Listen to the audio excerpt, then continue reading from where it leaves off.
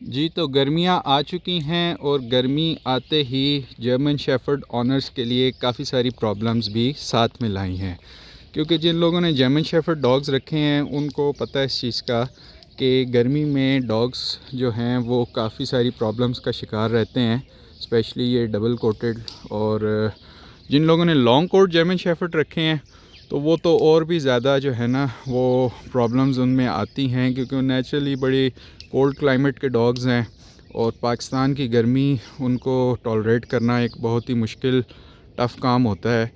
तो any how कुछ tips हैं जी जो आप अगर उनको फॉलो करेंगे तो वो आपके डॉग के लिए बहुत ही अच्छी रहेंगी समर सीज़न के लिए, और वो करनी बहुत ज़रूरी भी हैं। क्योंकि बहुत देखा गया है कि गर्मी जब डेंस गर्मी पाकिस्तान में आती है तो उसमें बहुत सारे जर्मन शेफर्ड्स जो हैं या इस तरह के जो डॉग्स हैं वो सर्वाइव ही नहीं कर पाते अगर उनकी प्रॉपर केयर ना की जाए।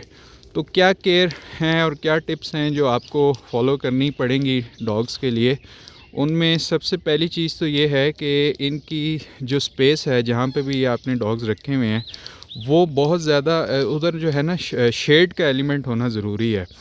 एटलीस्ट वहाँ पे 24 आवर्स शेड हो, डायरेक्ट सन का एक्सपोजर नहीं होना चाहिए। और इनके लिए एक ठंडी जगह का बंदोबस्त हो घर में या जहाँ पे भी ये डॉग्स रखे हैं आपने।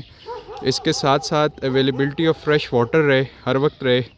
जब जब भी डॉग प्यासा हो तो उसके पास ये फैसिलिटी हो कि वो पानी पी सके, तो पानी का होना ज़रूरी है। और तीसरी चीज़ जो बहुत इम्पॉर्टेंट है, इस मौसम के आते ही आप देखेंगे कि डॉग्स को टिक्स वगैरह की भी जो है ना मसले आ जाएंगे। टिक्स डॉग्स में बहुत ज़्यादा आ जाती हैं।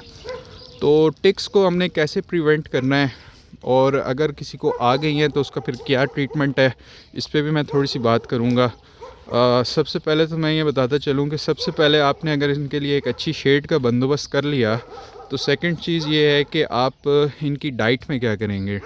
नेचुरली ये थोड़ी सी डाइट अपनी कम कर देंगे, वो परेशानी की बात नहीं है जब तक कि ये थोड़ी सी डाइट कम कर रहे हैं।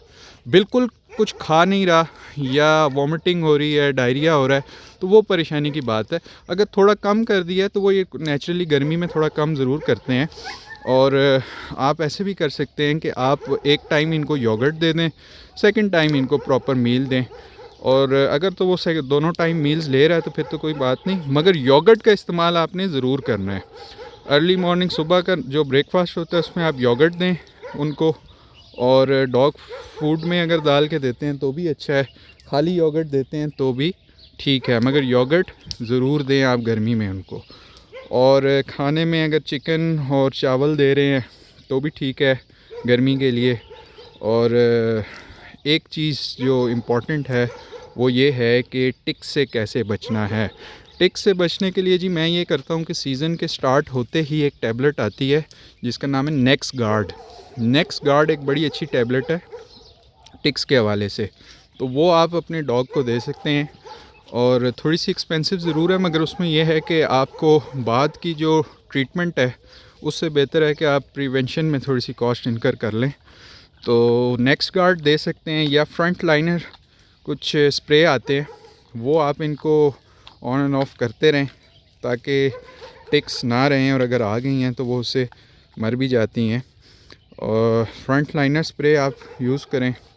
और एप्पल सीडर विनेगर पानी में डाल के आप उसका स्प्रे कर सकते हैं, वो यूज़ करें।